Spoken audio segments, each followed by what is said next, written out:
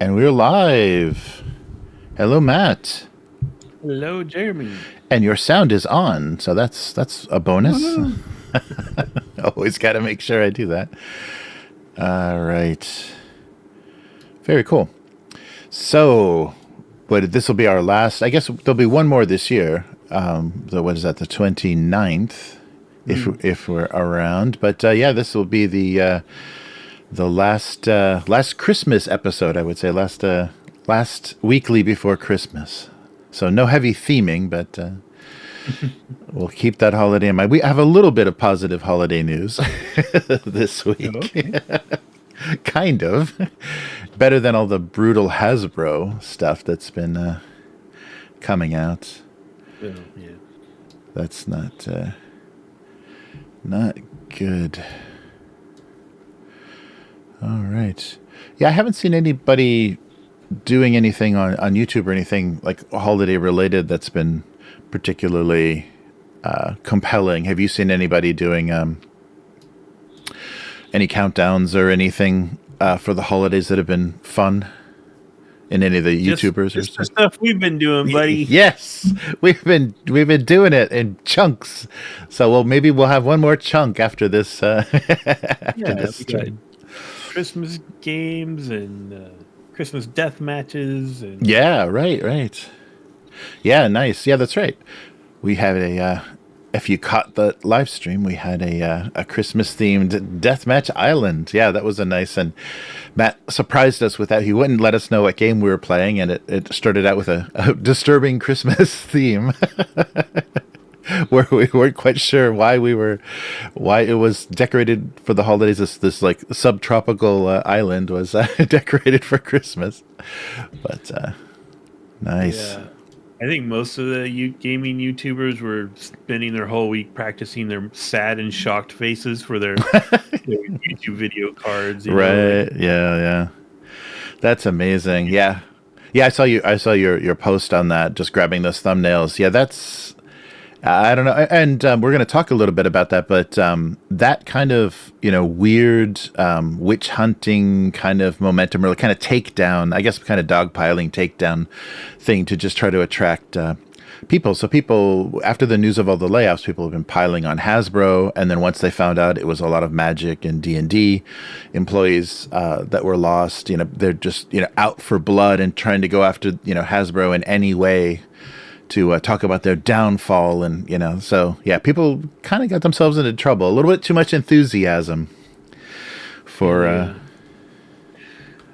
And the problem, what makes it bad is I think the next time Hasbro just dangles some shiny out there, they'll completely change 180 Yes. again, Yeah, if they send them a nice, limited edition, wooden box with some book in it, they're going to be like, "Wow, these guys are really kind. They're nice. Yeah. They're looking out for us." Yeah, and I don't understand. Like, it is really hard to straddle. And I guess a lot of like the former guys in the podcast and Chris and even you now, like it's working with you guys. No one is trying to straddle like, oh, I like and play 5e, but I also support the indie community, and I like to see the creativity of what's going on in the indie scene. Nobody's doing that. It's a very hard thing to do, is support a really ugly an ugly situation with Hasbro. I mean, and that's the thing. Maybe we should shift away from Kyle. Maybe Kyle is just never going to step down, and we should just shift over to freeing WotC. Even though I'm not a huge fan of WotC, but freeing WotC from Hasbro, because I think that was a huge. It's a huge part of the problem. Is they're using the corporate structure that they're using. It just got a lot of. I mean, they should have done layoffs from the top down instead of the bottom up at Hasbro. Yeah, it's a symptom of a big publicly held company. It's like they're not, when Wizards of the Coast was private, right? It was one guy, and then he assembled a team of like-minded individuals, and they made some cool stuff. Whether you were into it or not, they made some pretty cool stuff. And as soon as they cashed out and Hasbro took over, the priorities completely changed. Yeah. Yeah, definitely. Yeah, because I was expecting that Slaying the Dragon, was the story of the end of TSR and the buyout of WotC, and it did really seem like genuinely the people involved. They did some really great things. Like they found that room that was all the original art, and they gave it back to the artists. The TSR artists, and so there were a lot of compelling things, and people that and like accounts that really seemed like they had a lot of passion and love for this thing that they bought. And TSR. TSR was in such trouble. They're just lucky that someone that cared at all bought them. It wasn't the age of the asset management, acquisitions yet. So luckily that didn't happen. But Embracer would have loved to eat up WotC. And they had massive, I haven't really seen a lot of evidence of them meddling. Like I guess it's because they're more of an investment thing. They're not as hands-on as Hasbro, but it doesn't seem like they're screwing with their properties as much. I don't know. Right, but they had some pretty big. They're restructuring though. Yeah, they've got too much debt and they're restructuring. So they've killed some studios that they bought, and mostly in the video game world. So not stuff that hadn't really been announced or we hadn't seen too much in production. They've killed a lot of projects after the big failure of one of their kind of open world games. I forget. They kind of did a very, very sterile, boring version of what was a GTA knockoff before, and I think they realized that's not going to work. So we'll see what happens with them, because they sound like they're not doing well either. They ate up too much too fast and are not the synergy they were looking for just isn't happening. So I hope that doesn't mean Dark Horse and stuff is going to get although Dark Horse has been handed around. They belonged to a Chinese investment company prior to Embracer, so we'll see. American comics are not doing good. There was some video, I don't know if it was I saw it on YouTube, but it maybe was from somebody's TikTok or something, of a Barnes & Noble, and they go down the aisle and they show the graphic novels section, and it's two shelves, maybe 5 or 6 section bookcases. and it says graphic novels, and that's all the American comics that they have, because they don't carry the floppies anymore, so they just have the little graphic novel section, hardcover and some paperback. And then they continue on down the aisle, and then it's manga, and they go all the way down to the end of the store, and it's still manga for like a dozen shelves, and then they turn the corner, it's another dozen shelves of manga. So it's like 20 to 1. Basically Japanese comics to American comics in American booksellers. So that's pretty bad, and that reflects the sales too. I think they said literally superhero comics are 8% of the market now. I'm glad we didn't start. My wall just fell over. Oh no! Be right back. Okay.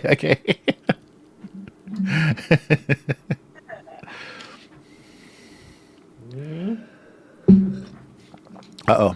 We got to get you a green screen so your walls can fall down and nobody knows. I need a better camera. Yeah.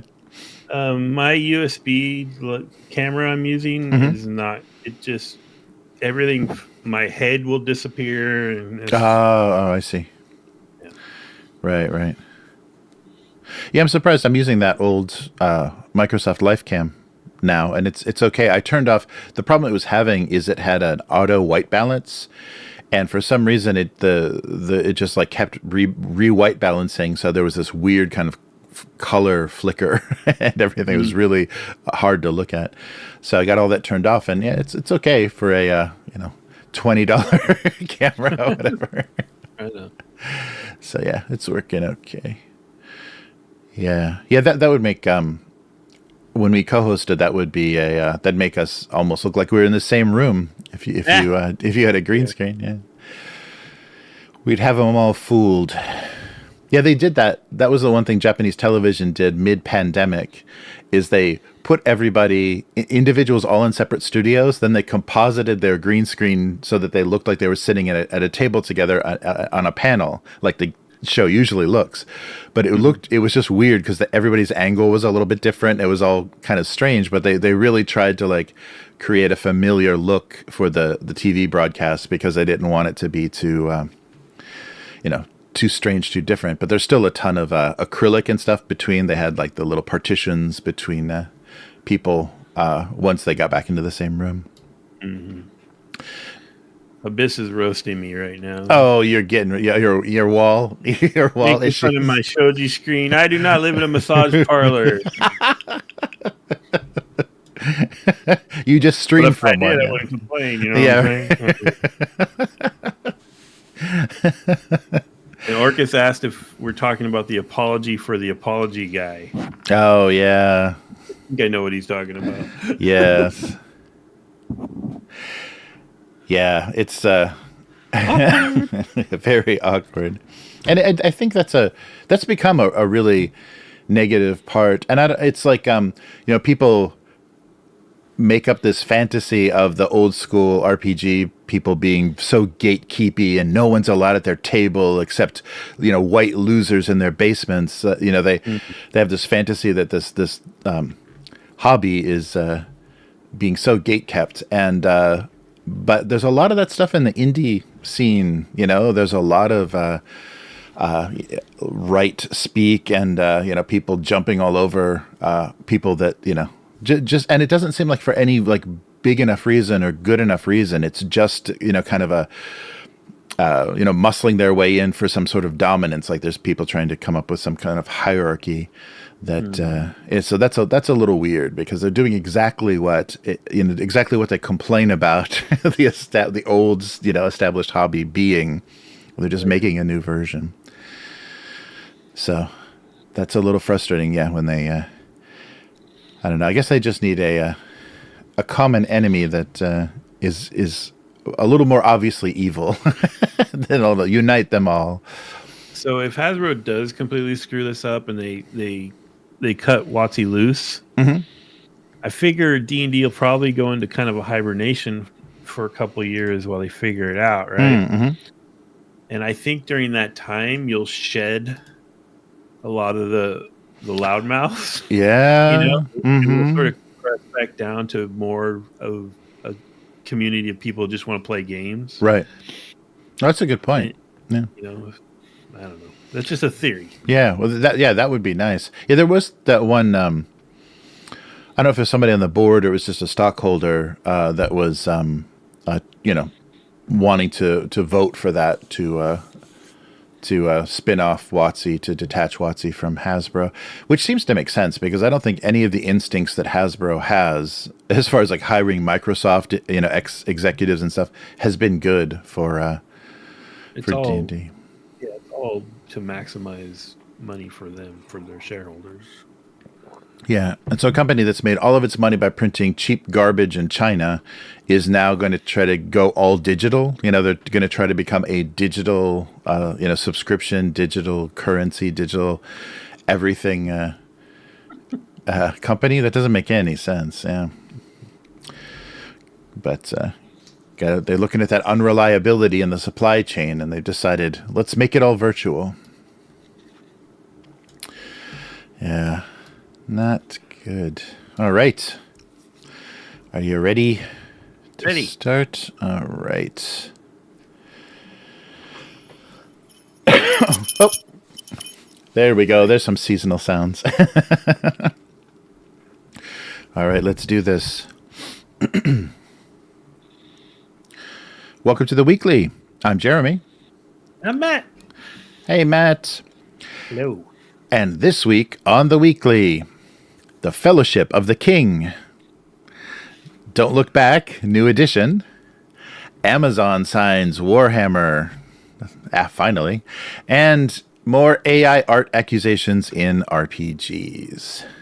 Mm-hmm. So there's a little bit of Christmas happiness, Christmas joy hidden in that list of topics. So we'll see if we can pull one of those, pull it out of there.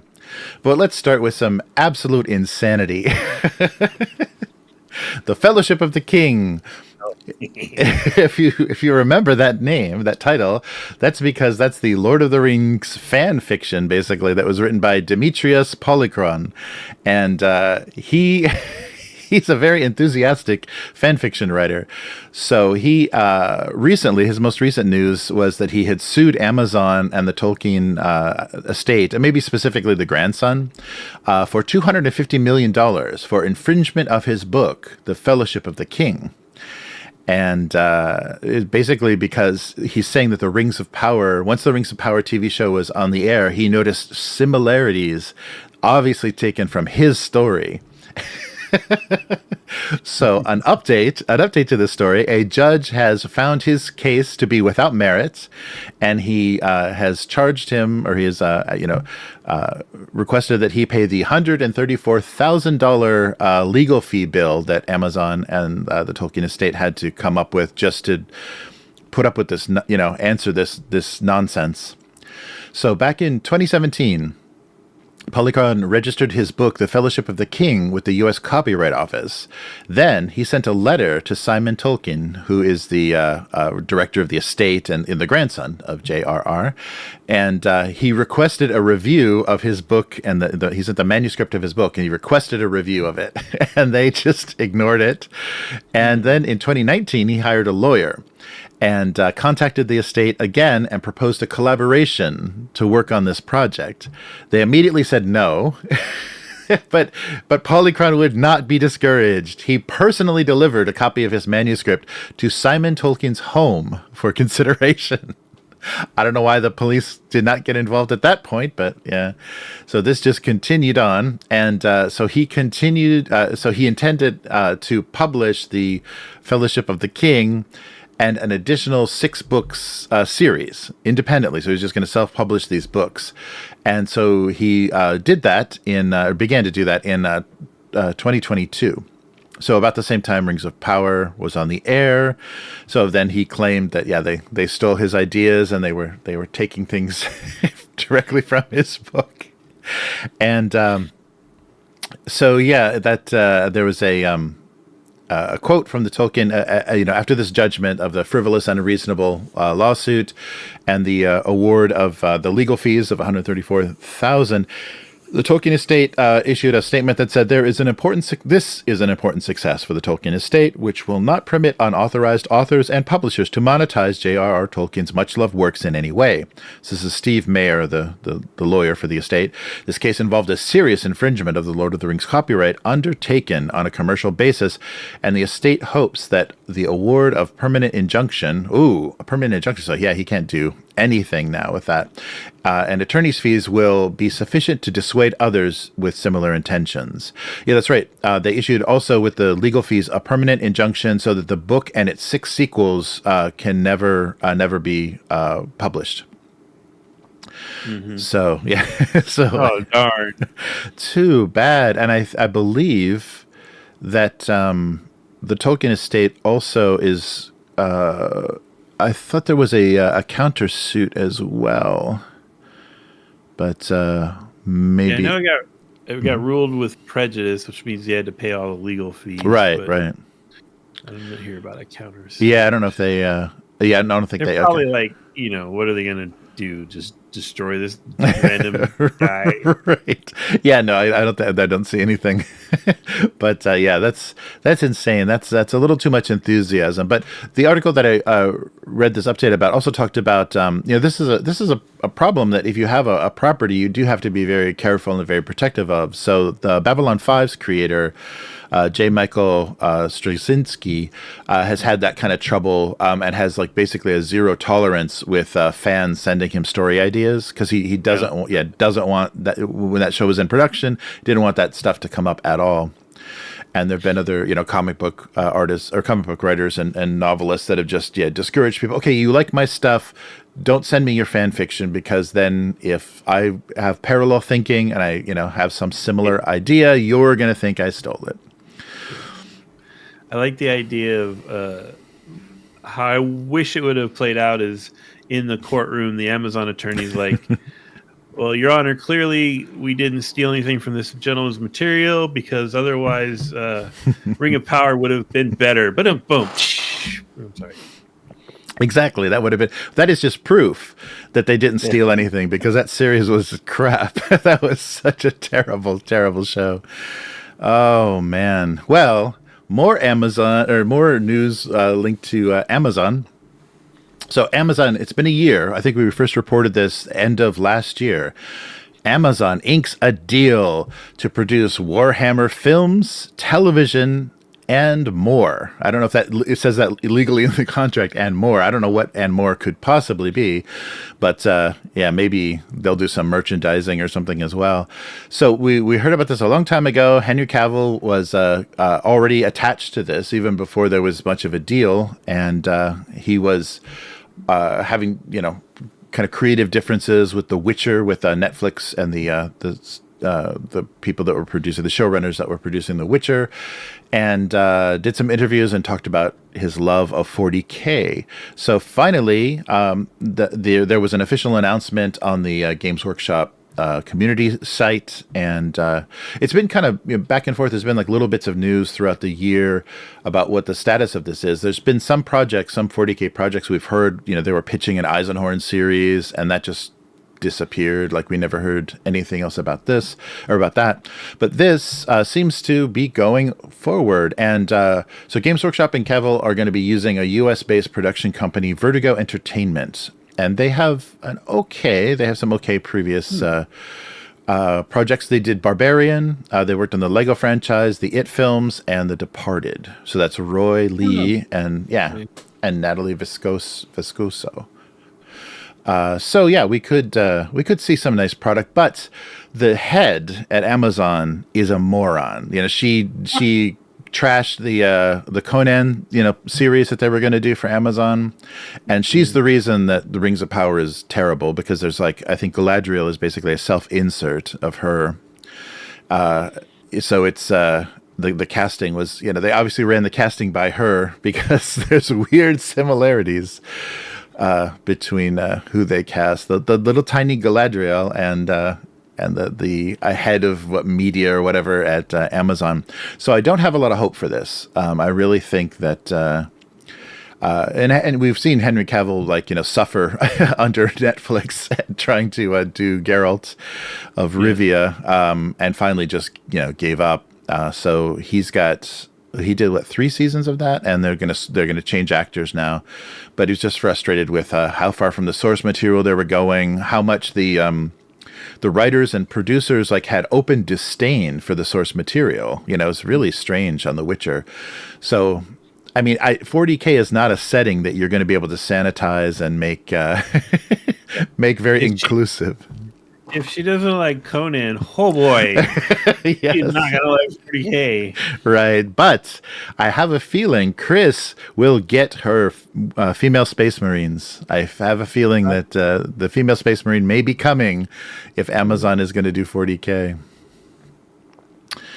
Yeah, I had read an article about this that I don't know if they were just totally got the wrong information, but it was saying that an executive at Games Workshop signed with the deal without getting full permission from the company, and that the terms are really bad, so that Games Workshop was going to have to pay Amazon for any product they released related to the show. Oh, And I don't know if that's since been retracted and it was bad reporting, but when I read that, I was like, oh my God. Yeah, I heard little strange bits. The things that were slowing down the deal was Amazon wanted to look at Games Workshop's numbers, their sales numbers and things. So, and Games Workshop was like, wait, what, why, what? They wanted to find out exactly how popular maybe the property was. And interesting. That's probably been a lot of shenanigans going on. And it is Amazon. But if I think about Amazon series, I really, maybe Tales from the Loop was the only series that I thought was done well and didn't have any strange, kind of messing with or anything. Didn't have any weird agenda in it or any kind of butchering of the source material. I thought they did a really interesting job of a timeless, weird Twilight Zone kind of thing, which fit Tales from the Loop. What about you? Do you have any Amazon series you thought? Well, I was going to say, I've kind of gotten bored with it and stopped watching it, but The Boys was pretty... It was pretty no holds barred. They were... Yeah. They shifted, though, I think... they shifted from the source material into some kind of silliness, though, with their Nazi character, that former escaped Nazi character and stuff. They did a little bit of... but yeah, no, it is definitely...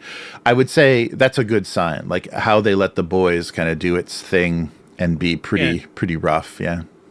Yeah, it was dark and graphic, and you'd have to kind of need that level of stuff with 40K, Yeah, sexual stuff really, because that's not a thing that gets covered in 40K, obviously. but the gore and the death and the the freaking sociopathic characters. Yeah, definitely. You need that. Yeah, and it's going to be tricky too because I think you need British accents. So I don't know. I don't want to see them do a whole American cast of Warhammer. That might be a little brutal as well.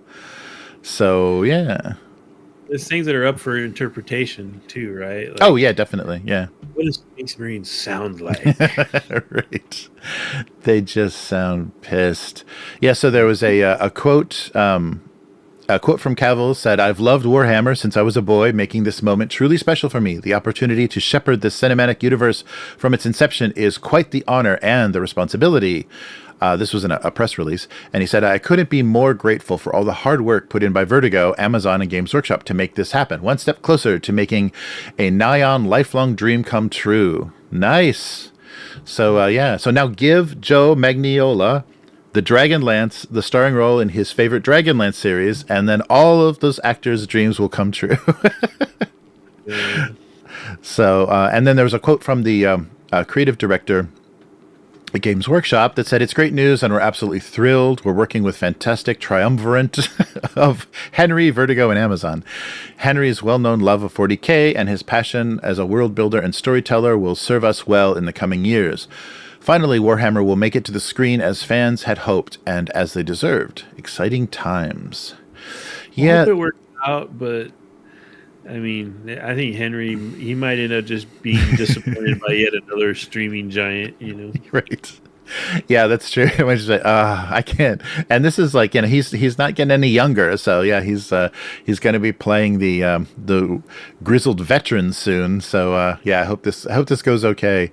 But yeah, and from what they've done on from the things I've seen from Warhammer Plus, the original content they produced, it's a real mixed bag. So they can't really get their creative thing kind of focused. They it's kind of all over the place as far as like quality and storytelling and everything. So hopefully they'll find the writers that this clicks with, and they won't just go with the whole Lego movie Lego movie showrunners. I don't know, but yeah, somebody that really like has a passion for this, or really like just kind of gets the vibe, or they come up with something interesting. But I think they're going to be surprised. This doesn't have mass appeal. This is not going to be a mass appeal setting on Amazon. It's definitely has its fans. So we'll see. I think it could bring people in the way Game of Thrones did, though, because Game of Thrones did not have, outside of book readers, it did not have mass appeal. Yes. And then when it was so crazy, the word of mouth was so big. Yeah. It just brought everybody in. So if they commit to the crazy, they probably will get a decent audience. No, that's a good point. If they have like unpredictable character deaths and stuff, but they're not going to have the nudity unless like Slaanesh is heavily involved. They're not going to have the nudity required for a Game of Thrones type success. Yeah, no, you won't really go with the nudity, but like just the like, oh my God, they just killed those, people or whatever. Just the brutality of that universe. If they don't shy away from it and ring of power it, then I think it could land some sci-fi people who haven't really paid attention to 40K. Yeah, that's true. And I'm curious if they're actually going to aim for a theatrical release for like a 40K movie. That would be really interesting, because I think there's a little bit of weakness now with what Disney and Disney's Marvel and Star Wars. I think there's weakness, and a new kind of dominant IP that has like movies every few years might be able to take away some of that audience. But yeah, I don't know. Yeah, I don't know. I wonder like kind of what the vibe they're going to go for is, because kind of current. I don't know. I've just read much more Horus Heresy than I've read like current 40K stuff. So, and the Warhammer Plus stuff does not encourage me to think that they really know what they're doing with 40K. So we'll see. Yeah, I think it's going to take some really skillful writing, but it would be nice if they could emulate sort of that original satirical intent behind a lot of the 40K stuff. Right. Yeah, if they don't maybe, yeah, maybe Orcus mentioned in the chat Rogue Trader. Like maybe if you had like a Rogue Trader character who like our way of looking in at this universe. Yes. And he just watches all this horrible shit go down all the time. That might be kind of interesting. Yeah, I wonder, and they'll have maybe different series and different properties, but I wonder if they're going to do the thing where you focus on humanity and Space Marines are rare and terrifying, or if all the characters are Space Marines. So it's a really because I think the only thing they ever released, and that was straight to video, was that Ultramarines animation. I think that's the only kind of like movie thing Games Workshop has produced, and that was just all Space Marines, and so fighting Tyranid. So I don't know. We shall see. But I hope Henry's involvement encourages them to make some good choices, but you never know. So you were waiting for it, and I've got it. The little piece of Christmas joy, a little piece of happiness. So all we've heard about from Hasbro is layoffs and people that had a passion community managers and people that had lost their jobs that were doing nothing but positively contributing to the hobby.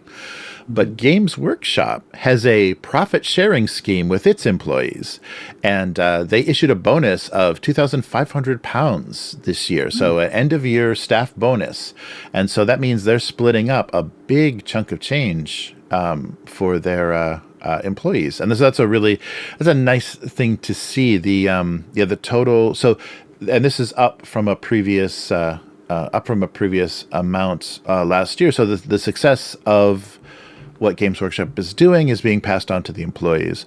So it makes me a little curious why there were so many defections recently. So maybe your salary isn't great, but the bonus is okay. But yeah, that was a little happy, little bit of happiness. I was surprised that yeah, we got a little good news from one of these publicly traded companies instead of just the oh yeah, and they're laying them off at the beginning of the like, new year. they do that as like a contrast to what Hasbro did. Right. That'd be hilarious. Yeah, they're just trying to not look as terrible as Hasbro.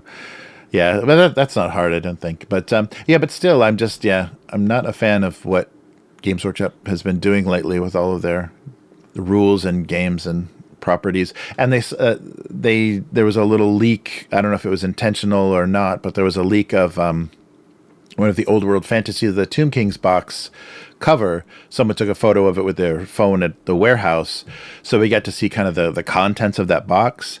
They are just re-releasing 30-year-old plastic mostly. Really? Yeah. So I've now my excitement for Old World is zero, because that stuff, if right after they killed right after Age of Sigmar was introduced and they killed the Old World, people were just dumping their armies onto eBay and places. So you could buy up a lot of the old models if you wanted them. And so they are doing minimal new sculpts, and they're just kind of like repackaging old stuff and selling it for the new price. So it's going to be the old. Yeah. So it's like I have zero interest now in whatever they're going to do with the Old World. I mean, maybe I want to get a digital copy of the rules so I can play with old models, but they've also. People were wondering about the strange choices between the armies that they chose for this, Old World rebirth, whatever, and it's suspiciously they just eliminated any overlap. So anything that was doing well in Age of Sigmar, they're not going to duplicate and compete with themselves in the Old World. So they just killed those factions. They're going to give them kind of those bullshit kind of one pass, legendary kind of rules so you can play anything in this new system, but it's not going to be balanced. It's just going to be nonsense. And they're not going to be included as the narrative, as the lore and everything. If they move forward with that, it's not going to contain any of those armies. So my enthusiasm went from mildly interested to zero interest. I don't want to buy those. Some of those old sculpts, especially like when they do skeletons and stuff, are so wonky in old in a charming way, but they're not worth paying modern prices for those wonky looking old skeletons. It's too bad. They should have gone in a completely different direction, right? Because I've heard you and Chris talk about how a lot of the new models aren't really meant to be kit bashed or anything, like the way they're designed. Right. And it would be neat if for Old World they gone the other direction and like everything was on sprues and you could mix and match and and make it like, okay, this is going to be our our more open custom hobby game. But yeah, that would have been great. And now I think the people have started hoarding the old Warhammer Fantasy stuff. So now on any of the auction sites and everything, the prices are insane for the old stuff. So yeah, Games Workshop is basically, they can raise those prices as high as they want because they'll never be able to get as ridiculous as the resellers on eBay and those other places.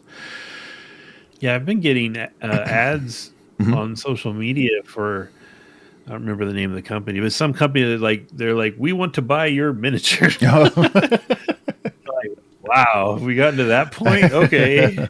Yeah, maybe with some of that stuff, and some of the stuff that they're never going to produce metal miniatures again. So yeah, interesting. Yeah, but I think there has been a kind of a tightening of that, and unfortunately, shipping has gotten so bad I can't even think about foreign auction sellers now.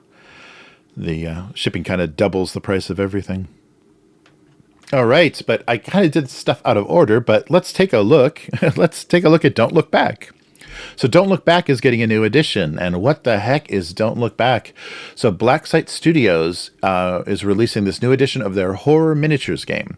So as the the title implies, it's kind of a slasher killer base. So you play as survivors, heroes, unfortunates being pursued by a killer.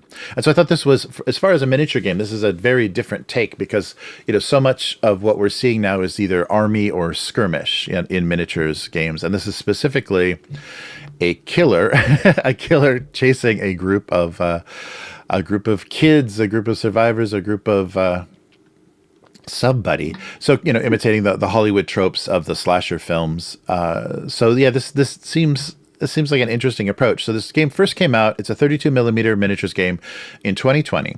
This new version will update some mechanics and clarify some rules and also give you new characters.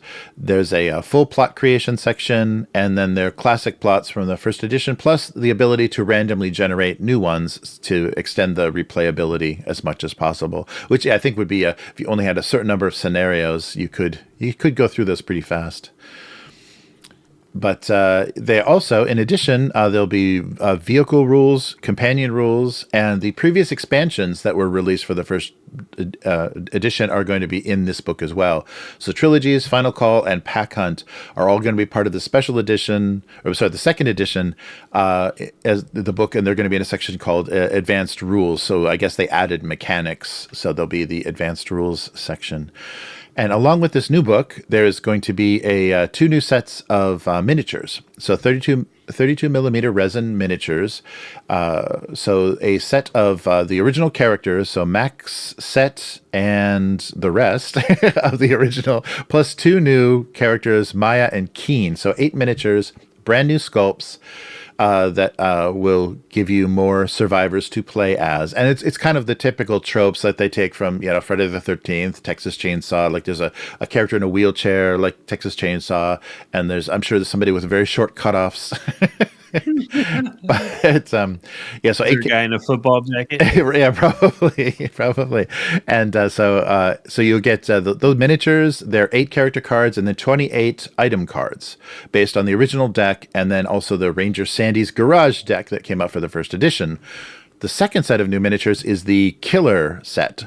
So this is the ability. So I thought this was a good idea. So they're calling this set the Northwood set, and it's the way you kind of create your deadly killer. So in the set, there are only 2 bodies, but a selection of heads and arms and weapons. So you can basically create a unique character from all of the included body parts. So you'll be able to do like 2 separate. And if you magnetize it, you can probably do an infinite combination of killers.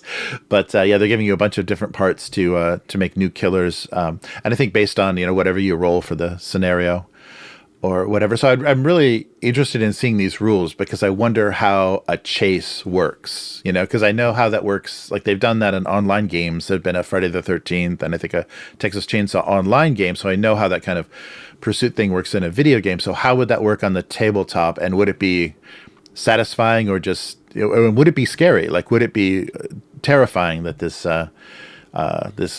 mindless killer is pursuing you?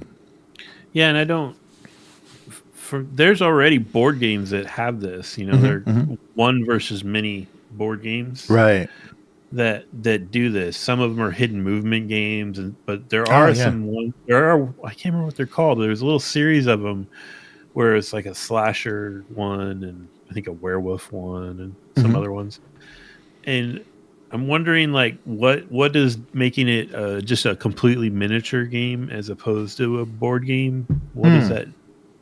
What advantage does that have? Right.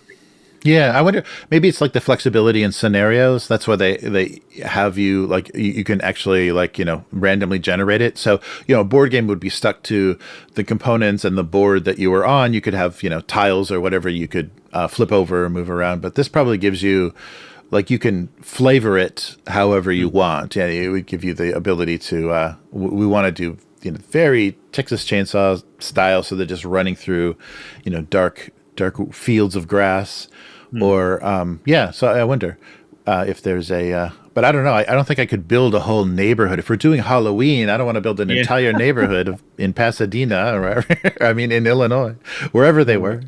Or you're doing Friday the 13th, you're going to need a lake.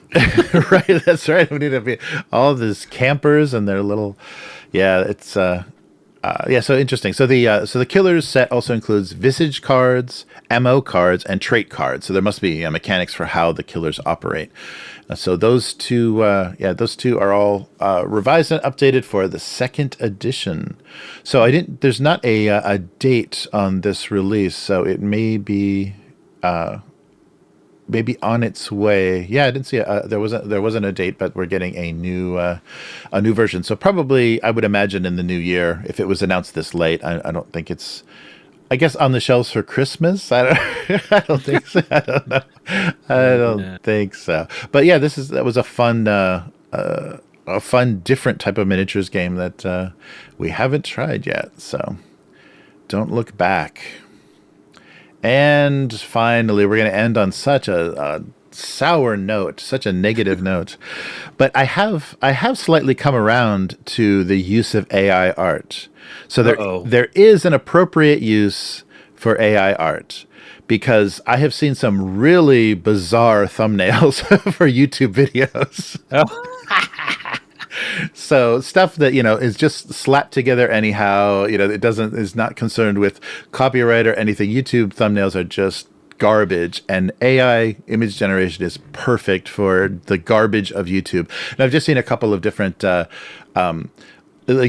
just can imagine whatever the prompts were that they wrote to generate these images, like like Muppets on fire and like all kinds of like really funny, like wow, yeah, that wouldn't be worth drawing. That wouldn't be worth an artist's time to produce, but it sure does make a funny thumbnail.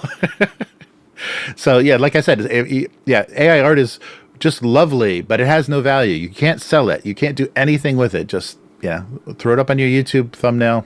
Okay, there we go. There's a use case for AI art because we're not getting it back. They won't get to do all their sad pictures. Oh, that's right. Yeah, all the pictures. Yeah. But then I would love AI to generate some of those sad pictures with 7 fingers and stuff. That would be great. Yeah, they could get like Midjourney. I need a picture of Gary Gygax crying in front of DM's guide, right, and the Lake Geneva landscape. Yeah, and I think the only whatever AI is being used for a lot of this stuff has some of the kind of barriers taken down because they're using there must be naming celebrities and say give me a version of Brie Larson if she was in a Pixar movie or whatever. So and she's like crying or frowning or whatever. So I've seen a lot of those odd cases as well. So I think a lot of the image generators restrict that kind of stuff. So they must be using stuff that is a little bit more permissive. So yeah, we'll see. But speaking of AI art and all this rambling, Dungeons and Dragons says no generative AI was used. So there was some art. So basically, PAX Unplugged 2023 is the gift that keeps on giving. It just creates endless stories. So a promotional image that was used to promote the Player's Handbook, the revised Player's Handbook, has come under scrutiny. So the artist was Nestor Osandon. I'm really great with names. I'm so sorry. I punish everybody that has a not shortened American name, Osandon, and he produced an image of a dwarf fighter, and some people got weird about. He's got a very interesting kind of dynamic style. He did a lot of work. I think he's done mostly Magic the Gathering work, and he did work for their 40K sets and stuff. So he's got a really interesting dynamic and does really kind of crazy lighting effects and things. And it's because of the technique that he uses that gives this interesting effect. But some people were looking at it and I'm very suspicious. And the recent pylon, the people they've got the OGL in their craw, and they've got all this stuff that they want to punish wizards for. So they saw this artist's work, not realizing the extent of his portfolio, and they started sticking that image into these websites that detect what percent possibility art could be generated by AI, by generative AI, like DALL-E, Midjourney, Stable Diffusion, and they got not a 99.9, they got like a score in the 90s, and they're like, haha, there's our proof. So then, of course, they ran to social media, and a designer, a game designer who I really have a lot of respect for as a designer, was kind of leading this charge. And people are just looking for chinks in the armor of WotC, or basically D&D, because of the bad decisions D&D is making, to just embarrass them more and insult them more. Because we even saw they had social media, obviously AI generated work, promoting their Tomb Raider Magic the Gathering set. So it's not like they don't, they've never used AI, so people have been looking for it. Unfortunately, they targeted this artist and didn't do any follow-up, just used a web tool, said, most likely could be, and then there were accusations. So Wizards of the Coast posted to the D&D Beyond's Twitter account, "We became aware of the community concerns that generative AI was used in an art piece we recently teased. We confirmed with the artist that no generative AI was used, which is consistent with our artist guidelines restricting it." And then Christian Hoffer, an actual journalist from comicbook.com, contacted directly Osendan, and he said that first of all, or the artist got back to him and said, "First of all, I do not use artificial intelligence for my work, and no one but you and my director have asked me. And that image is completely painted. It is one of my favorite recent jobs that I was able to do." So that really is sad. Like the piece they went after, it's like one of his favorites. But he showed his process, and this is a common digital art process. He showed the original pencil sketch that laid everything out, and then the stages of the art. And it took him weeks. It takes him weeks to paint this painting, or to do this digital painting, this digital illustration. But there's a common technique where, I guess, to give you a kind of maximum flexibility, because if you have any experience with painting, like color and tone, like color and light, are something that are very hard to balance, and you can move in bad directions and kind of screw up lighting and tone on a very complicated image. So what a lot of illustrators do is they basically do a tonal piece, a grayscale black and white piece, to get all of their lighting and all of the kind of mass and the composition exactly how they want it, and then they go over on another digital layer and put the coloring in. So then they can do like the opposed, more cinematic, like opposed lighting, or little beams of light and things that give you like more interesting and kind of visually compelling effects. And so that's a very common thing. So that may be one of the things that keys the these AI detectors off, is that style. It's it's layered, it's layered digital, and so it has a different different effects. Oh, and he even talks about that. So the artist said, "As you see in other old works, you can see my tendency is very similar when it comes to painting. I always paint with warm and cold ones on the face. Thanks to working together with the art director, they give me the freedom, the appropriate time to develop it. This character is completely painted from scratch with gray superimposed color technique. When I paint the cold tones to give the atmosphere and light, and then it took me 2 weeks, and my director was very happy with the work." So we should definitely contact these artists before throwing them, putting them in a bonfire and wanting to burn them at the stake. But this isn't without precedent. There was the Bigsby Presents Glory of Giants, where there was obviously some AI manipulation, not AI completely, like not generative, but AI tools that were used to do some modifications that created some odd errors, some odd AI miscalculations.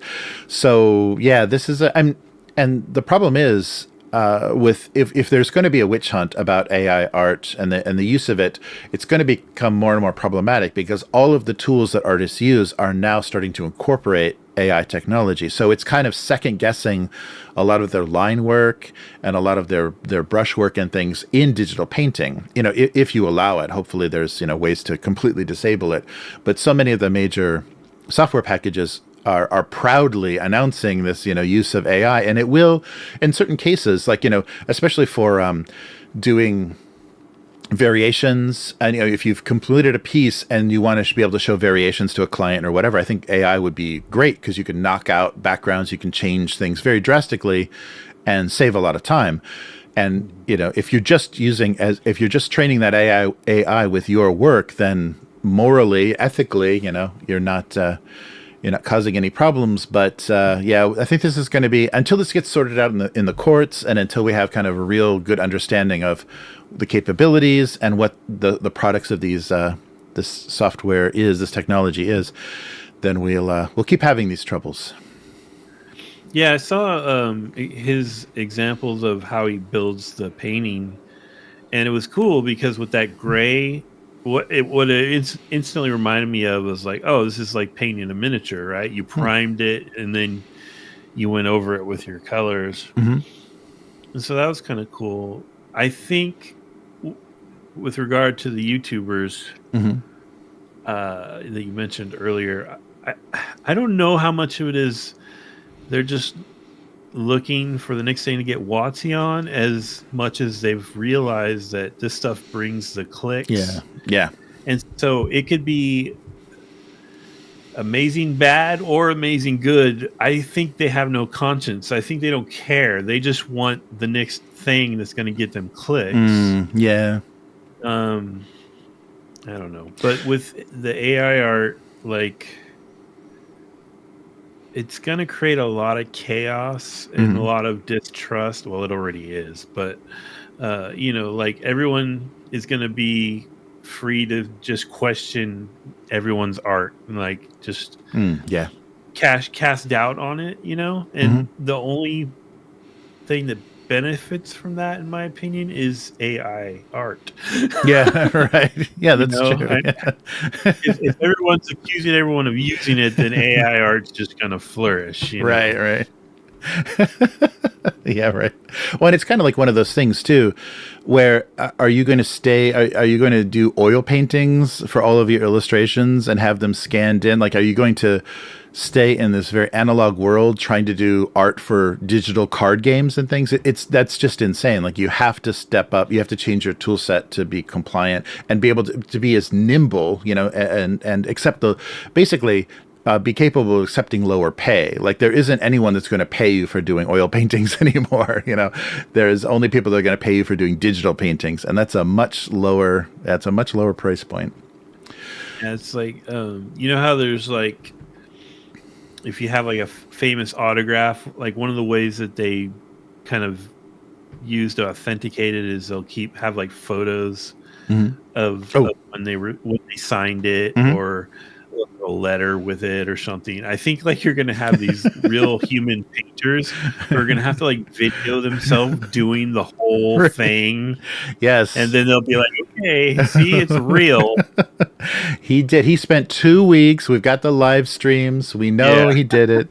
Yeah, really. You'll have to. That's funny because I actually had a client that requested I do that. He wanted me to go to have a live video of my Photoshop at all times that he could check on. Anytime that I was doing work for him. I was like, wow, a surveillance state creative relationship. That sounds great. I can't wait until everything requires that. But a company, not Watsy, did give me a little... Okay, we're ending positive. A little hope. Right, a little hope. A little happiness. So Nightfall Games had an update on their latest T2 Judgment Day Kickstarter. So they Nightfall Games posted an update entitled Skynet Tried a Stealth Attack. So they were finalizing their books for the T2 and Resist, the kind of next part of their Terminator RPG series. And their head designer, Jared, noticed that a few of the art pieces had a little bit of a suspicious look to them. So he showed the files to the other members of the production team, and then they had it confirmed that the art was produced. So they did use an art identifying program, got a 99.9% match that this was generated specifically in Midjourney. and they identified the work produced by the individual. It ended up being 16 pieces from the book itself. So they're going to need they kind of had a emergency, all night kind of some all night sessions to get this corrected, to replace all of that artwork, and that's exactly what they did. And they in this update they had a really nice message that they and it says after they described the situation and what they had to do and that it's going to delay the production, but they minimized it as much as possible. They said, but why does this matter? And it said, it matters because AI art is theft. It creates art from a massive portfolio of art and images that have been created by real people. It then splurges out poor mockeries of these arts without any consideration of the artist. And this can be done by any Tom, Dick, or Harry. We do not cheat artists. We are artists. We do not cheat you, our backers and customers. We are a small company who focus on good and original art and pay well for it. We find this situation abhorrent, upsetting, and depressing. So that's a great response. So Mark, Ben, Jared, and Dave, kudos to you. So Nightfall Games, give them some love, because they're paying attention to this, and they're not, and they're using a licensed IP, so this stuff has to go through approval by the IP owners. So they and obviously the IP owners are not looking for this, so they are paying attention, and so. A common thing, and you see that when you see art, you see digital art a lot. There is a technique that some illustrators use that is basically a digital overpaint. Like they will take a still from a movie and then create a digital painting on top of it, which is almost it's a quicker method to give you the likeness better, and they can of course change the lighting and everything in their painting. But I think for likenesses of known characters, that's a thing that's done. So sometimes that leads to suspicion of how was this generated, but there are those strange blended and weird kind of Frankenstein characteristics that only AI art has that can be caught. So so the Terminator 2 Judgment Day RPG will be AI art free, even though you will be battling an AI the entire time in the game. The game makers are battling AI for you. Yes, right. Humanity is fighting the machines, even from both the real world and this setting. So that's great. I was really happy to see them do that. So there are and I guess WotC is claiming that that's what they tell their artists as well, is no generative images. So this will continue until this kind of gets sorted out, how we're going to handle this, like legally what this is. I mean, I really hope my hope is that they just say generative AI art is not a thing. I mean, it is not a commodity. It has no value. I hope that ends up being the distinction, so that, all the hobbyists and fanfic people, anybody wants to make all of their dreams come true and have Picard and Data making out in all of their fan art, whatever they want, they can push a button and make that happen. But as far as things that are sold for money and things that support an economy of creative people, I hope that there will be tools, but I hope completely generative from stolen data sets no longer exists in the industry. Yeah, that's pretty cool. Yeah, happy to see. So we ended a little Christmas happiness, and we ended on a positive note for a company that's proactive in their publishing. Which hurts them, because it makes all of the backers have to wait that much longer for the book. But it doesn't sound like they slowed things down too much, because they moved on this as fast as possible. So good stuff. All right, well, that will do it for this week. So where can people find you, Matt? I am on Instagram and Threads at Hargald, HAARGALD. Tomorrow we get to do session 2 of Deathmatch Island. Yes. Looking forward to that. Yes, with new tokens as well. Oh yeah, new tokens, and unless you all get killed in the battle royale, new island. Oh, and yeah. Yeah. Should be fun. Yeah, that's right. I'm pretty fatigued. I don't know how much use I'm going to be. But How about you? so yes, I'm still trying. The holiday is making it difficult, but I'm still trying to do my abuse cartoons regular streaming session. So abuse cartoons on YouTube and Twitch. You can read this cartoon at GoComics. So gocomics.com/domestic abuse to see 20 years of a single panel gag cartoon about inanimate objects. Yeah, that should be compelling. And if you like what we're doing here with the weekly, please consider becoming a weekling. So patreon.com/upturntable will get you access to the RSS feed of all the audio for the things we produce, the actual plays, this podcast, the full live stream audio goes on the Patreon RSS feed, and just basically give us feedback. Tell us what you want to see on our weekly updates and topics that are interesting to you, and also games that you'd like to see covered. So yeah, the patreon.com/upturntable, and upturntable.com is the website where you can find everything. And then of course, Upturntable on all social media. So this stream is on YouTube, Twitch, formerly Twitter, the former site known as Twitter, and Facebook as well. So you can find it Upturntable just about everywhere and catch the live stream. So thank you for joining us, and we'll do this again next week. Matt, do you think you're going to be available after Christmas, or are you going to be wiped out? After Christmas, yeah, I can do it. All right, for sure. All right. So thanks for joining us, and we'll be back again soon. Goodbye. Bye.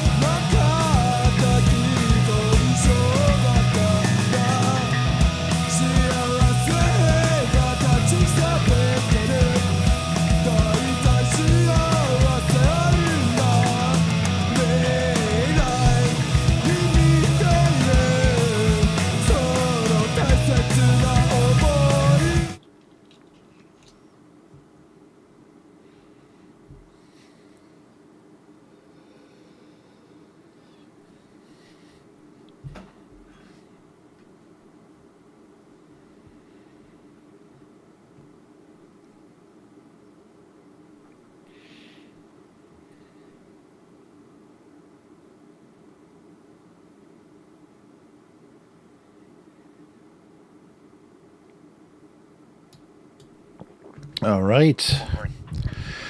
How is everyone doing? They're roasting me, man. That's you become a public figure and it all goes to hell, you know? You've got no recourse. You got to take the beating. Nice.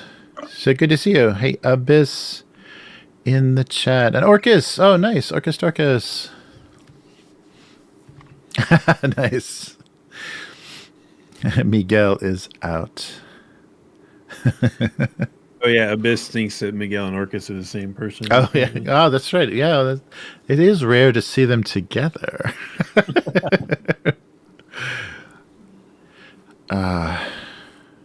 Nice. Yeah. Maybe the guy that introduced himself to me as Miguel, I think it was just it was an actor. It was a crisis actor. Yeah, I think he just didn't have the voice down. He didn't have the hate for Games Workshop that I expected to see. Did Orcus just hire some rando on one of those freelance sites Right. to come over and pretend to be Miguel? Yeah, it was just a Fiverr actor. Yeah, Fiverr, yeah.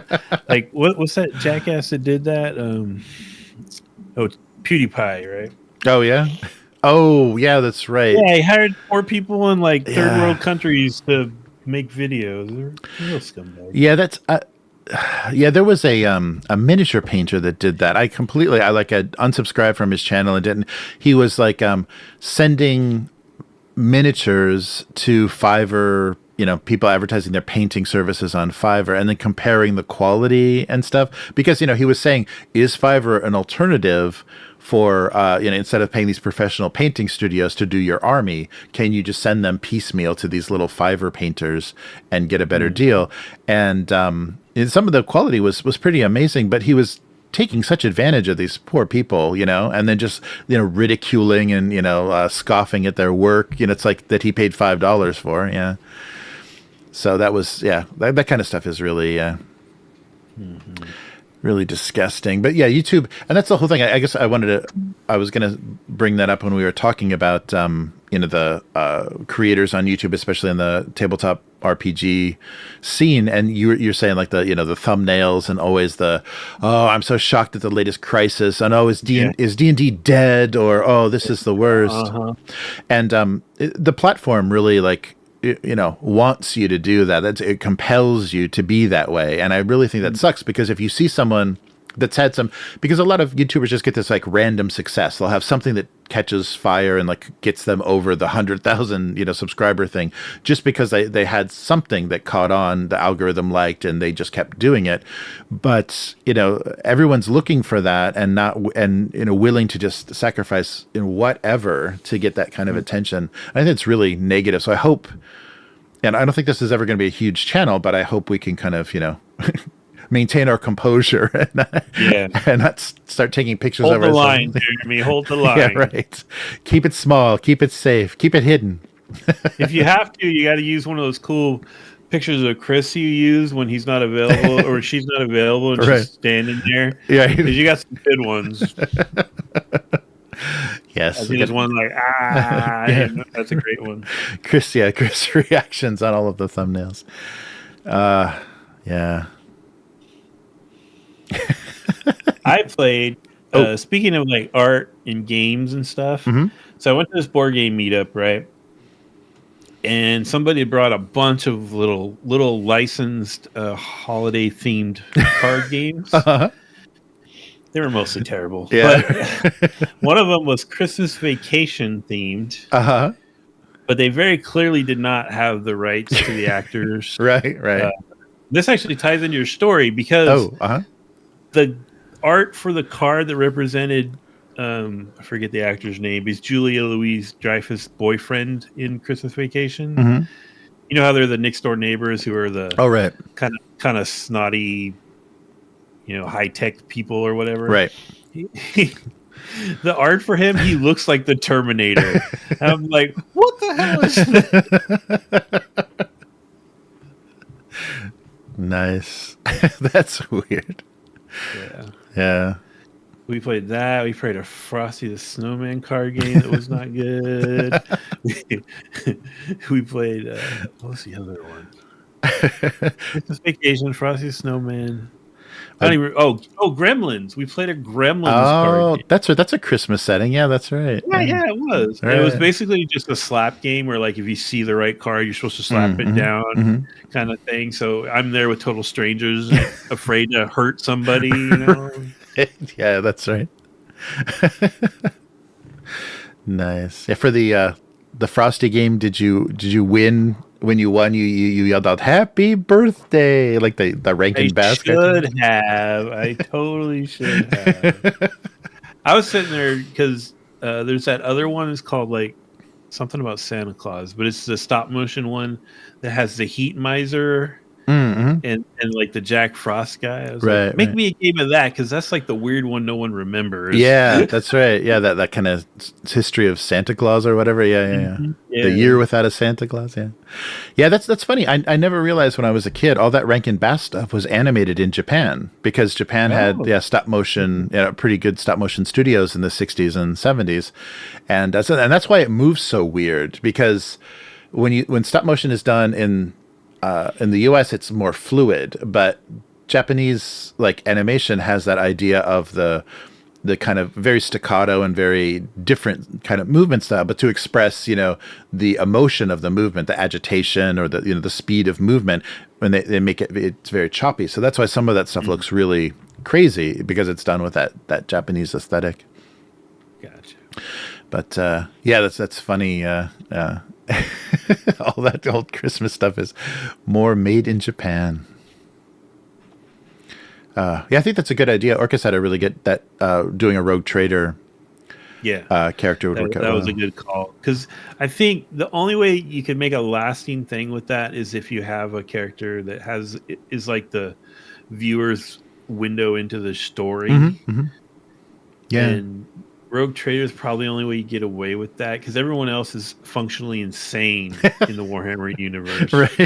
right. Yeah, that's true. I mean, you can't do a space marine.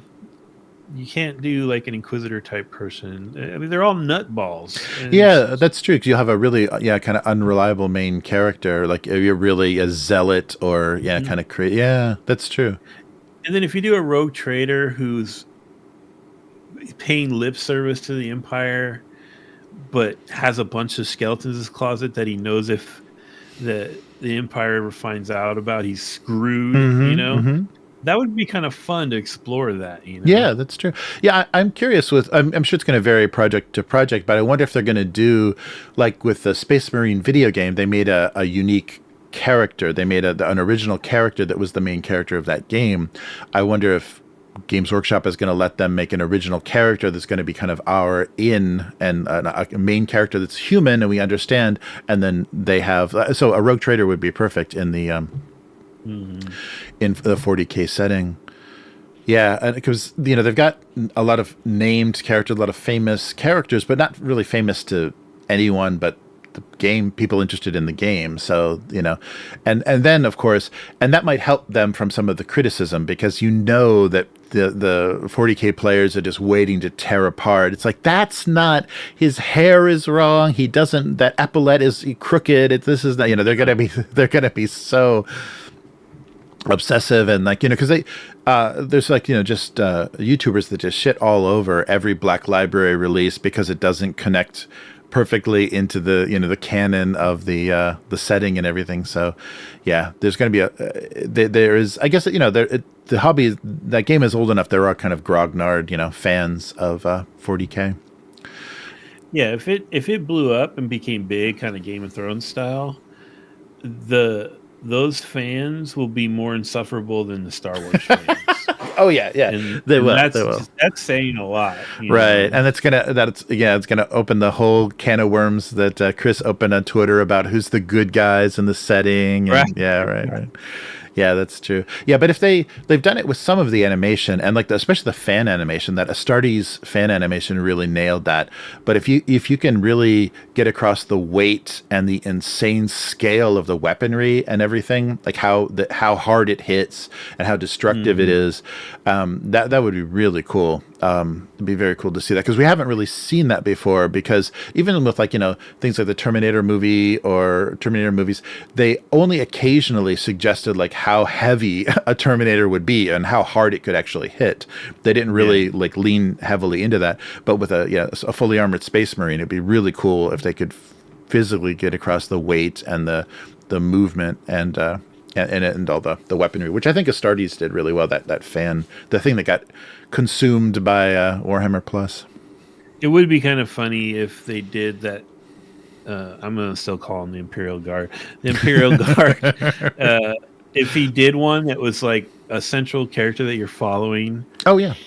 And it was sort of almost like a dark joke that everyone around him just keeps dying. Because they are just the cannon fodder. Right. It would be kind of cool. Like every episode, his whole platoon's wiped out or something.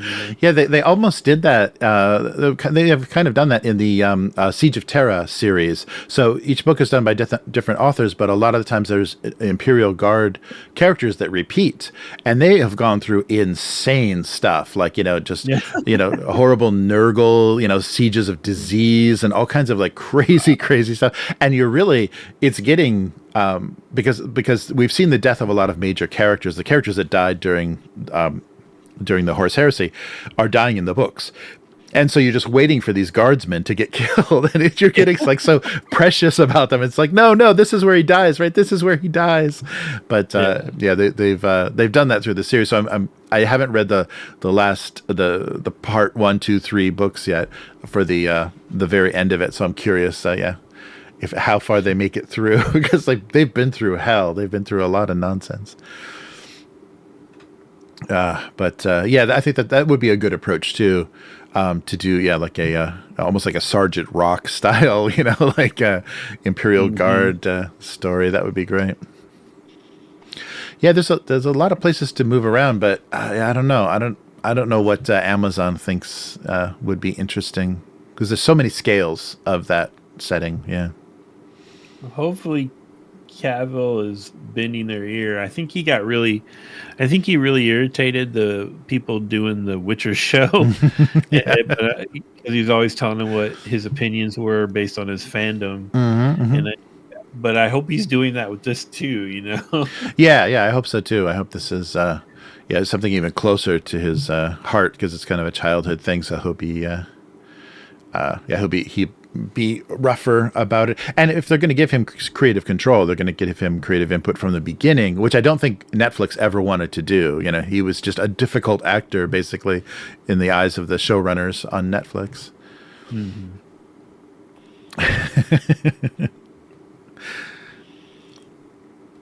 Nice. Arcus asked, I think I'll start having the thumbnails on my channel say, does WotC have a secret island for billionaires now? Yeah. Yeah, that's what we should do, is just like clickbait, crazy clickbait thumbnails, and then the video is just like, no, they don't. We found no evidence of this being true. No, you got to pull a Geraldo Rivera. Like, is there like any natural caves near where you live you could just go out to and pretend like you're going in them to find the WotC's underground base or something? Yeah, that would be nice. Yeah, it's really funny. But yeah, so I think a lot of people that a lot of that like war on Disney, kind of those people that always attack every Disney product, they've come up with this weird formula where they do these like weird like 8 to 12 minute videos almost daily, and I think that's what like keeps their channels afloat. But when you do that, you just like, you say a headline and then you complain about it, and you say the same rhetoric, the same like group thought thing that everybody is already saying to themselves, and it's just that they're really meaningless, like empty calorie kind of videos. It seems weird. It's not, they're not participating in anything, they're not enjoying anything, and they're just complaining about headlines. And then there's some that confound me because their thumbnail thing and their title is so hyperbolic and over the top. I'm thinking of that again. What's her name? The one, the Irish girl that I can never remember the name of her channel. Right. That when she raises her voice, it becomes unbearable to listen to. Yeah. Right. She has the strongest Irish accent in the world. I don't know how you can pronounce the word now N-A-I-Y. Yeah. Right. Anyway, her titles and thumbnails are always ridiculous. Like, gee, WotC just killed Dungeons and Dragons, and of course she always had her face on there because that's what they all do.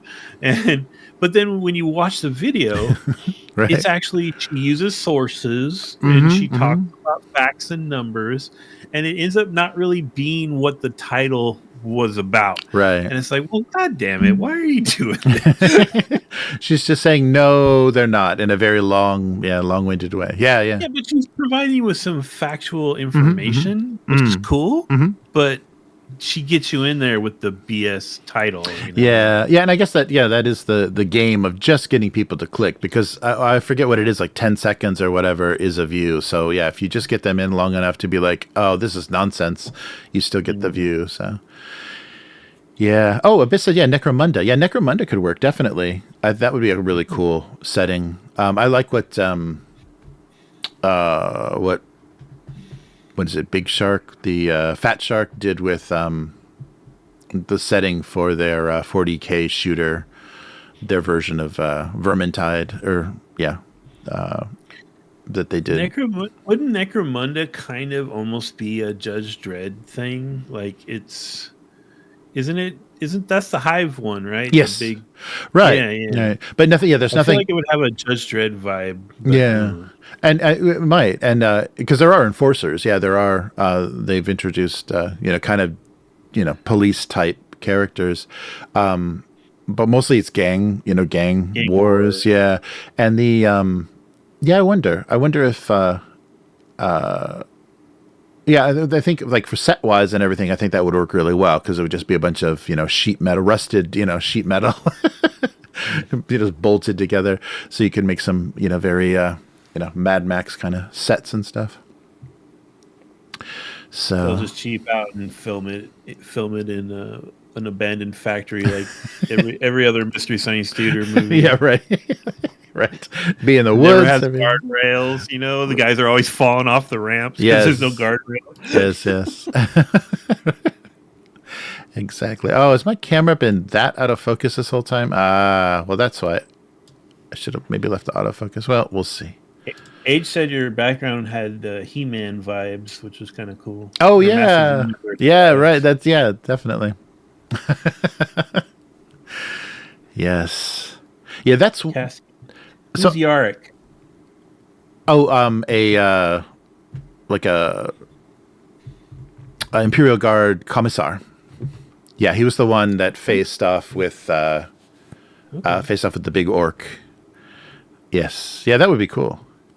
Oh man, see, if they make massive orcs, yeah, who are both brutal and scary and also hilarious, that would actually make me very happy. Oh yeah, no, yeah, that would be cool because you could have like when like the version that the Imperium is confronted with is terrifying, but then when there's scenes of only orcs, they get much more orky in their interactions. Yeah, that would be cool. Yeah, I forget the the big battle. There's one of the guys that got hired by Games Workshop he animated the audiobook for the story of Yarrick facing off on the one world, facing off the orcs. That would be cool. I guess like if you really wanted Game of Thrones, that you'd probably do Horus Heresy, right? Right. Right. It'd be more like conspiracy and shenanigans. Yeah, and it would be like two opposing factions fighting for a throne, basically. Right. Yeah, but that's such a long kind of drawn out conflict too. Like it takes place on many worlds. So I'm wondering, what would be interesting. Yeah, I think. Well, that's the other problem with this is like, are you going to try to cover like the vastness of space, or are you going to stay in one place? Right. Yeah, I think for like an episodic. So this is the thing that's so frustrating is like when they did that first season of The Mandalorian, I was like, oh, awesome! They're going to do 80s episodic style TV shows. They don't have to be good. They just have to be a little bit, feel a little bit unique, a little bit original, and he'll just like be traveling around and stumbling into these different conflicts or whatever. And they gave that up really fast, and then started this, the serial, storyline. Everything is connected, and it's just nonsense. But like a rogue trader as a main character would be really good for an episodic, because he would be stumbling into different situations and trying to benefit from it. Basically trying to use the use his ability to trade. What is the deed of it's like charter? Right. To manipulate the situation. And so that could be really good. But for some reason, I think streaming is addicted to that serial thing. They think they lock people in or something when it's a continuing story, when you have to watch it from beginning to end. I really think that's frustrating because you can't drop in on anything anymore and have any idea what's going on. Like you watch episode 4 of a streaming show and you're like, what is this? Yeah. It's not like the Incredible Hulk where he just comes to a new town every week and solves a problem. Yeah. Oh yeah. Horus Heresy and flashbacks would be cool. That would be really cool, because if they want to world build and like give the setting to people that are not familiar with it. That would be a really cool way when people would mention, would mention what went wrong and how chaos, And I think, correct me if I'm wrong, but I think the premise of the Rogue Trader role-playing game is you're in a sector that's been sealed off by warp storms. Oh yeah, the new one, the new one. Yes, yeah.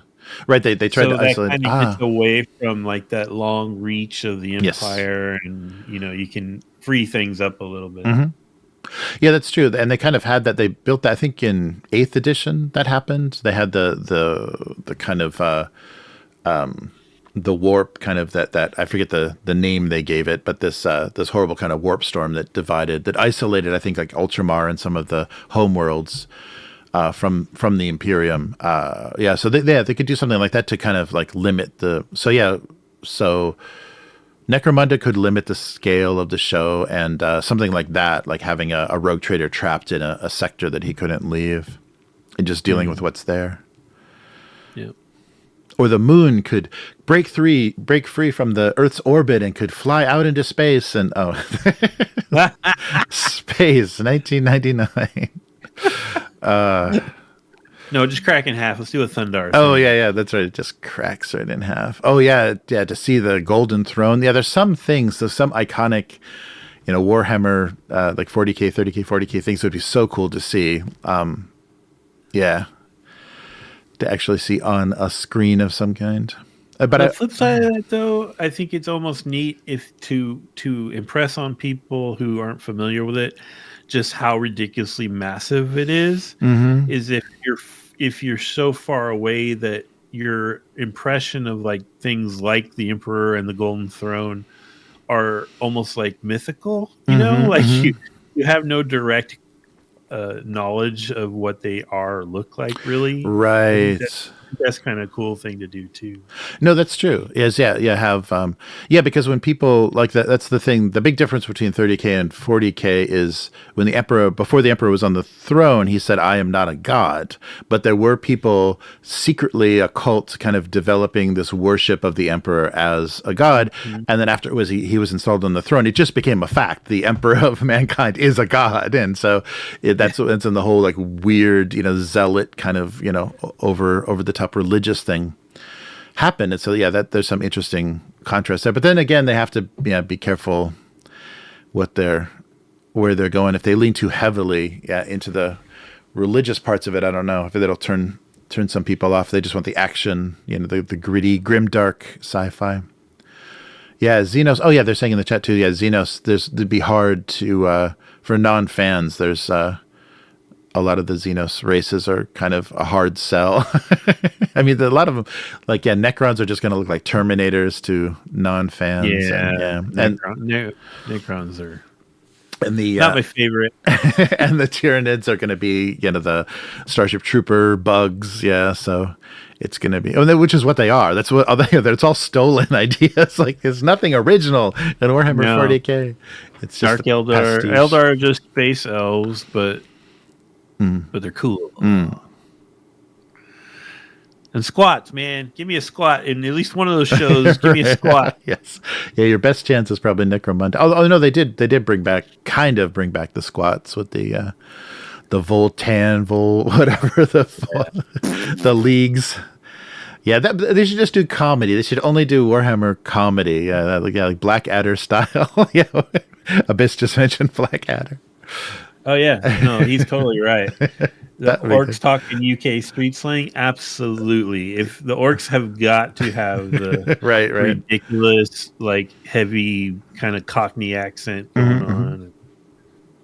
Yeah, definitely. I also want to see some of those absurd Terry Pratchett moments with the orcs, where like, things they do only do work because they believe they work. Yeah, like someone picks up the orc bolter and it's just a piece of metal now. It doesn't do anything. Yeah, that kind of stuff would be really great. Yeah, to see shown. Yeah, that's going to be. I don't know. Yeah, they got. It's weird because I think if Games Workshop has approval on stuff, they might want to reinforce their serious setting and how the tone of it that it's more recently had. So I don't know. Lame. Could be bad. Yeah. Yeah, I don't know, but yeah, there's a lot of stuff to wonder about, and then we're gonna just get these little teases, of when things are in production. We're not gonna know. I want it to be a success because I wanted to trick them into making like a Mordheim series. Oh yeah, oh that would be so cool. Yeah, yeah, Yeah, and that could be episodical, man. That oh could yeah, be like, what crazy band of nutcases dies this week? right. Yeah. Oh man. Oh that would be really fun. It Yeah. could almost be like a horror anthology. Yeah. In Mordheim. Mm-hmm.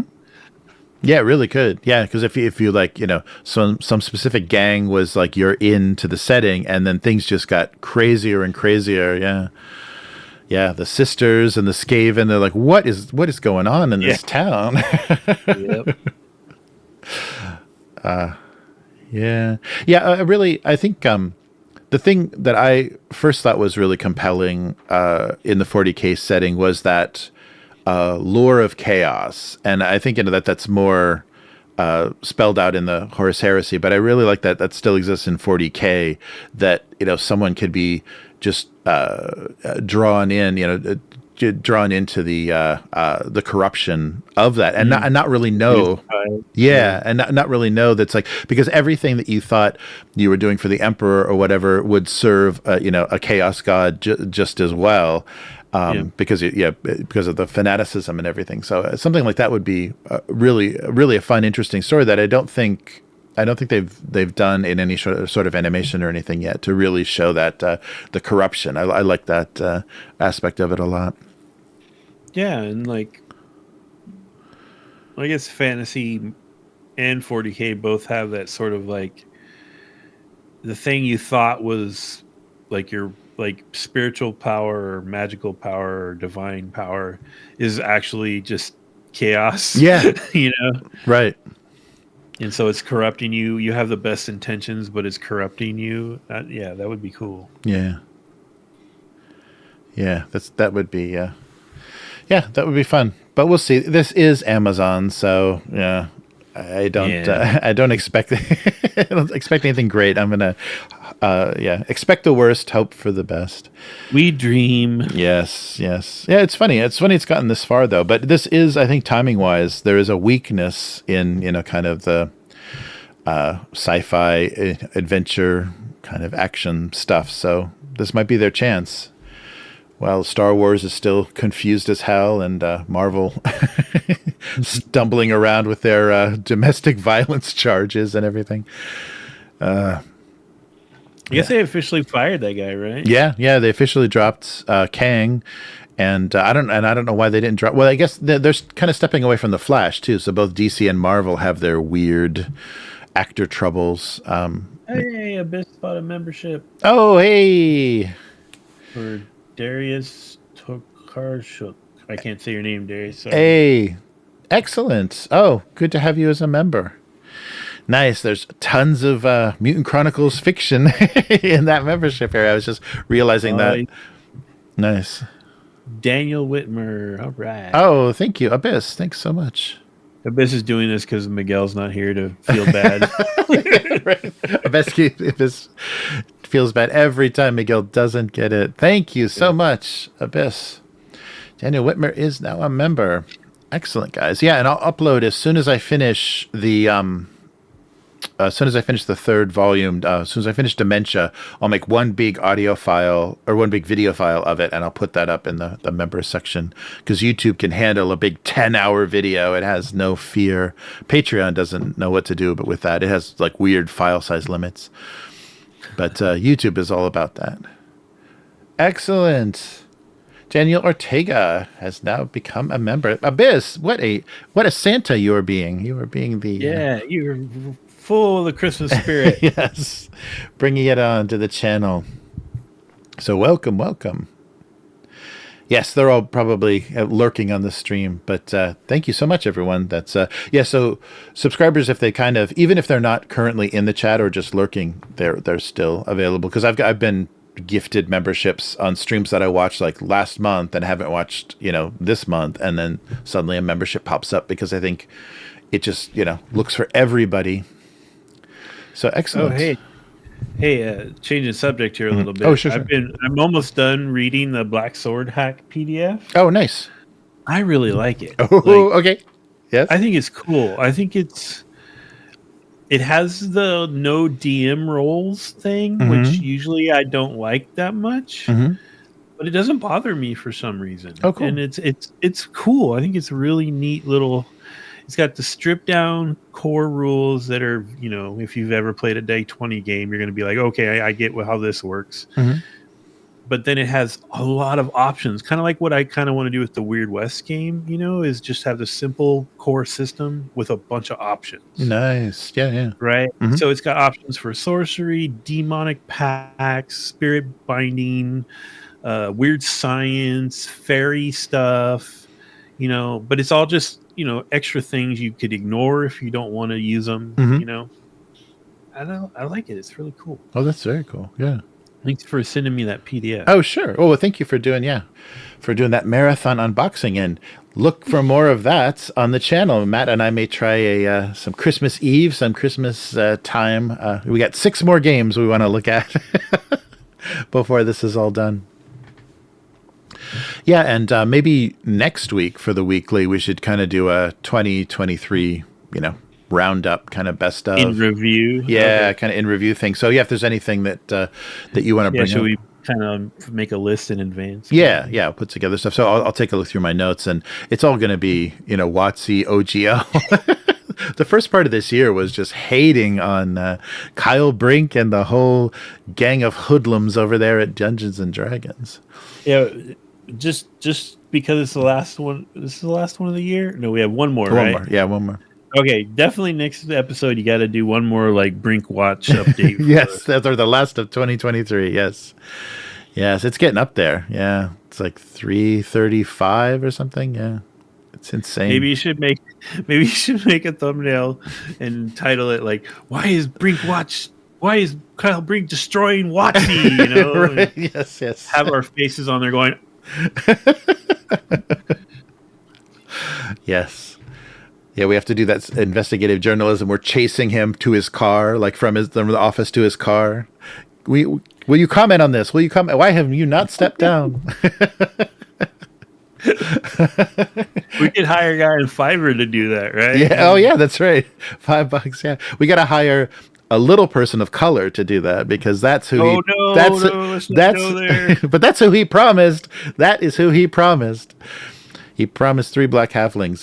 So I didn't hear him pander like that on any of those other interviews. That was the only one. When he's talking to people of color, he has to like go there and say, "Well, we're leaving the workforce. We're leaving the industry. We should be gone by now." What are you talking about, Kyle? Orcus is going to bed. Good night, Orcus. Good night, Orcus. Yeah, thanks for tuning in. Good to see you. Thanks for bringing the Orklet from down under with you. I don't know if he's still on, but a fella named Age popped in for. Nice. Very cool. Nice. Well, thank you so much, Abyss, for all of the memberships. Thanks for the gifting. That was very kind. Yes, I guess Matt and I must still be members because it didn't hit us this time. I still got the cool emojis. That's right. Oh, yeah, I love how the mysterious machinations of YouTube. Nobody quite knows how it works, and when you go to their help or their support files, they're just like, there's these vague things and these links that don't work anymore. I love that they keep updating things into oblivion. Google is so good at that. Oh, Biss, stop it. You're being too nice now. Stop it. Oh. Good. I'm glad you enjoy. Oh, come on. Okay, sorry. It's Christmas, so yeah, the door is going to be ringing. So I'll be right back.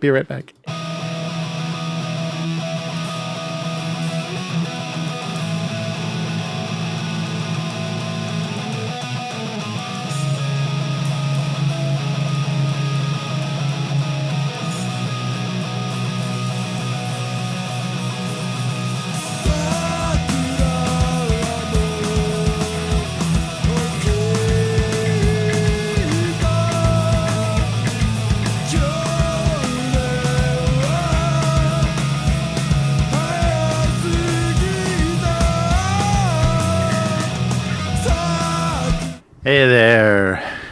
Yeah, that's what prohibited the cartoon stream. Yeah, the doorbell was just ringing off the hook. I guess the way the mail worked, all the presents from relatives in the U.S. just started showing up.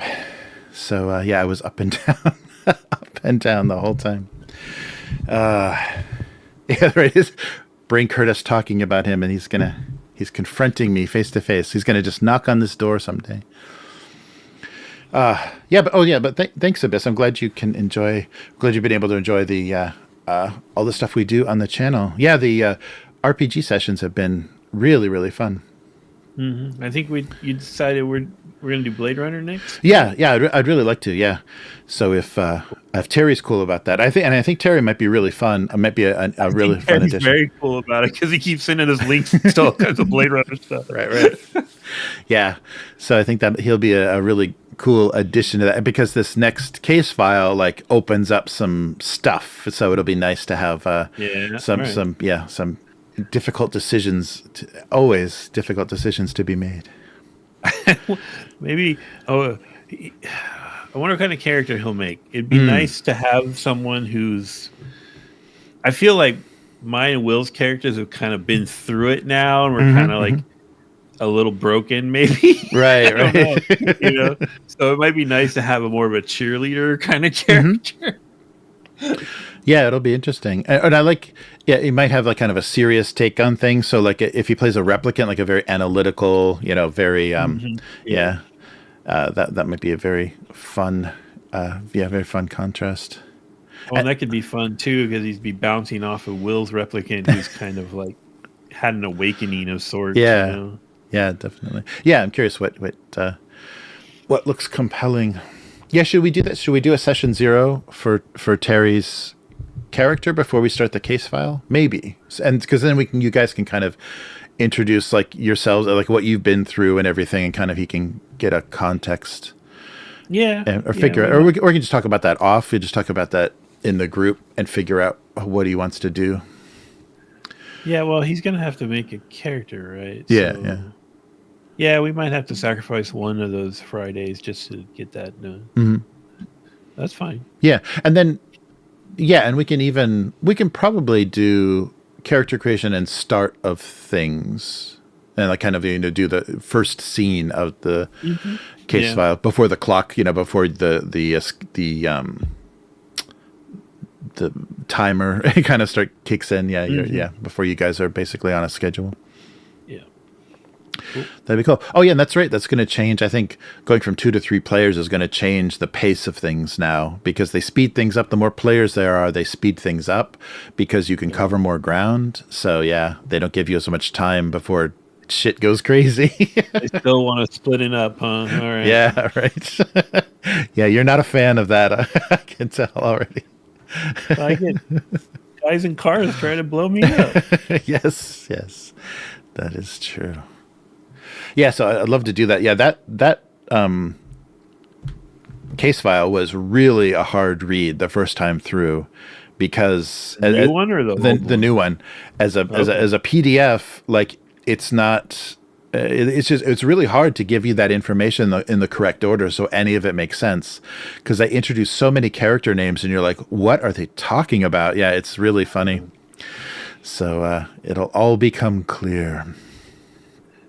All I know is I need my introductory scene to be me like sitting at a bus stop or something across the street from that. What's the big corporation's name? No, the Wallace building. Yeah. Yes, like just staking them out in my off time, kind of thing. Right. Yes, nice. Yeah, you're not going to be a fan for sure. Yes, and you're not going to be able to get away from them either. That's the horrible thing, is they basically own the LAPD. Yeah, I'm sure that's going to be a clash we're headed towards. Mm-mm. Cool. Yes, very cool. Well, yeah, thanks everyone for joining us, and Matt, thank you so much for being here to co-host. It's nice to have someone to bounce stuff off. My pleasure. It was fun. Yeah. Merry Christmas. Happy Festivus. Yes. Happy holidays to everyone. And Matt and I we'll be back tomorrow for the Deathmatch Island, and then sometime around Christmas, around Christmas, for do some more games, finish our 12 games of Christmas. Yes, sir. All right. Okay, so thank you for watching and listening, and thank you so much for all the support. So the YouTube members, welcome for the new members, and thank you for all the members and patrons for the channel. You make all of this possible. So we'll see you again next time. Bye-bye. Goodbye.